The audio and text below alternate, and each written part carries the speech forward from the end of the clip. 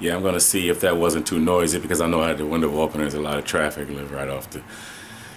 But anyway, I'm hoping that what it is that you can understand how I took this book, Memory Makes Money by Harry Lorraine. It's kind of ripped up, it's old, and used the 100 words that he tied to numbers so that I could tie what I consider the 100 most important proverbs in the art of war, which are really, in most cases, 2 or 3, maybe 4 lumped together as what I call 1, 2, 3, 4. 100 proverbs might really be easily 2, 3, maybe 400.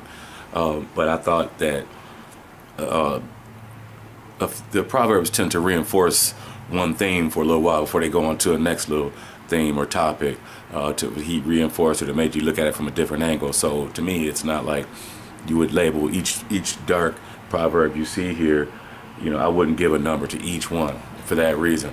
So I left off at, I think, proverb number 2, what I call number 2, and when they are fulfilled, be prepared against them. When they are strong, avoid them. That still goes with that. Use anger to throw them in disarray. That still goes to me with proverb number 2. Use humility to make them haughty. You might even forget that and then remember it, and it's okay. It's just examples that support that same thing. Cause division among them. Tire them by flight.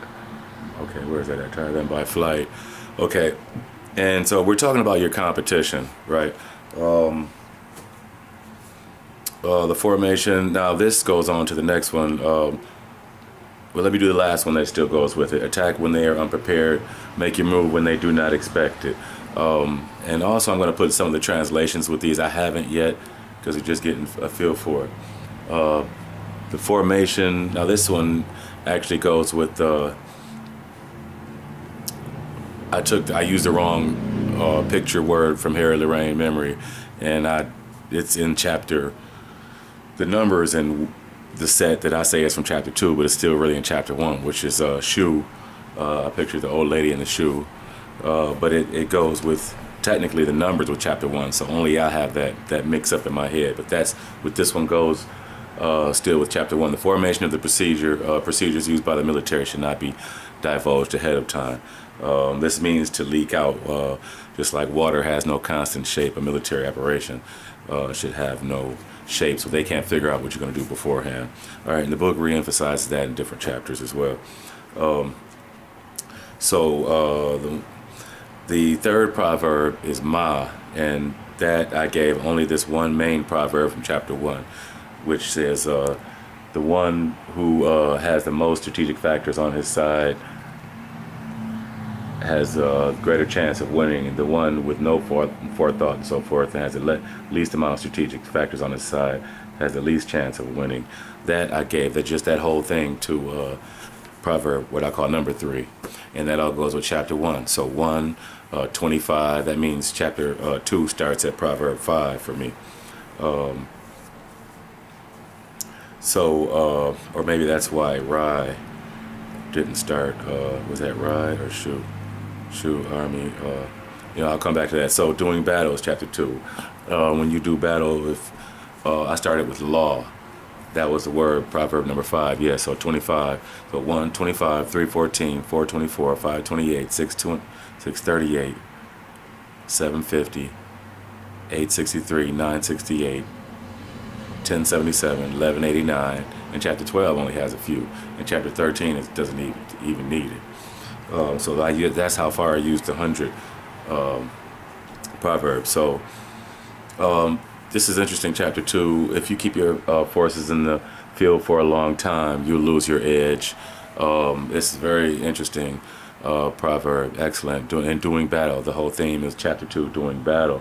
So this whole idea is that you got to be in and out. He said, I've seen military operations that were clumsy and swift, that were victorious, but I've never seen one that was skillful, that lasted a long time. And so that point is critical. He goes on to reinforce that when your forces are dulled, you lose your edge. Okay, your strength is exhausted. Your supplies are gone.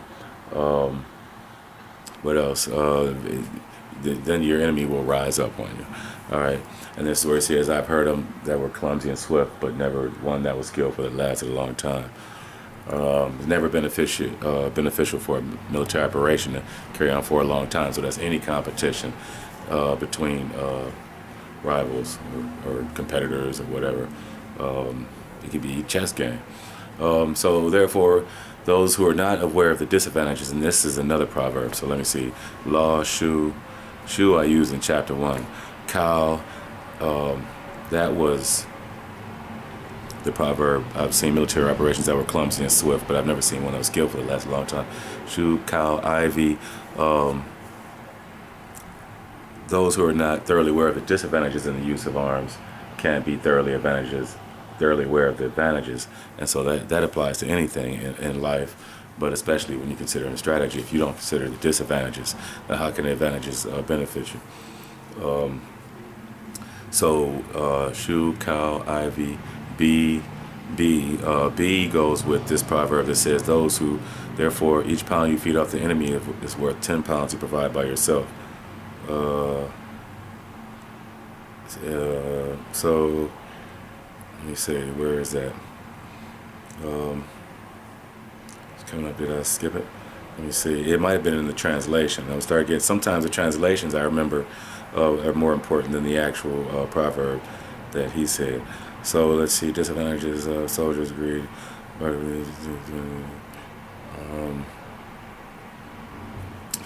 By taking equipment from your own country but feeding off the enemy, you can be sufficient in both arms and provisions. Okay, so, but I think the one I said was, that's what I was looking for. I can't find it. All right, so anyway, each proverb, and I'm sure I'll find it later, is tied to the numbers, and that way when I refer to the numbers in the chapters, it might make it easier for you to follow me. Of course, you could just remember the ones you can, learn more, increase your understanding like that too. You don't have to use my Harry Lorraine memory techniques, but to me it made it a little better to be able to just run through them every day, to run through them as opposed to just saying, let me see which one I can remember. Oh yeah, I remember this one. Oh yeah, I remember that one. No, to actually run through what I think are the 100, probably actually 100 tied to another 200 or so proverbs easily. Just go through them. Even though you might not have remembered them. Oh yeah, I remember this. Oh yeah, that's, and then that way, I think you remember them better, eventually spontaneously, without thinking about it. Even I have problems remembering what chapter each proverb went to, and I have to refer back. And I've been reading it for, I don't know, 30 years at least. So, those are I'm going to give you the chapters and the proverb numbers again, and I might write them down, or I'll just tell you. So like I said, it's 125, 314, 424, 528, 638, 750, 863. I'm gonna have to look again. I wrote them down. 1077, 1189. All right, hold on. 863, 968, 1077, 1189, 12, and 13. And I'll go over it again. I'll mention them again. But this whole episode was to tie together this whole Harry Lorraine memory with the art of war, so that you can remember the 100 most important proverbs and be able to run through them. Especially when I say them, I can remind you what this goes with this chapter. I'll say that anyway. So you can use it. You don't have to. But to me, that's the easiest way to remember them all and be able to run through them, practice every day. But this book is about being able to dwell on the corruption and evil that takes place in the world, so that you can understand the strategies that caused it, strategies that can prevent these types of things in the future, and for yourself as well. It's not just an external, it's an internal for making yourself a better person on the inside. So we have to manage our own greed, our own emotions. It's big about that, mastering the art of war. I'll be touching on that, which talks about balance and centeredness, and how that a little bit of emotions is okay, that's balance.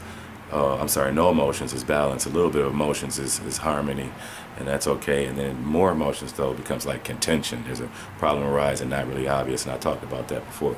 So now that I've tied these together, I'll let you sit on that. I'm not going to go too heavy into the book because it's probably even a longer one than before. But I kept saying I was going to get around to tying these together. So now I'll be mentioning each time. I might say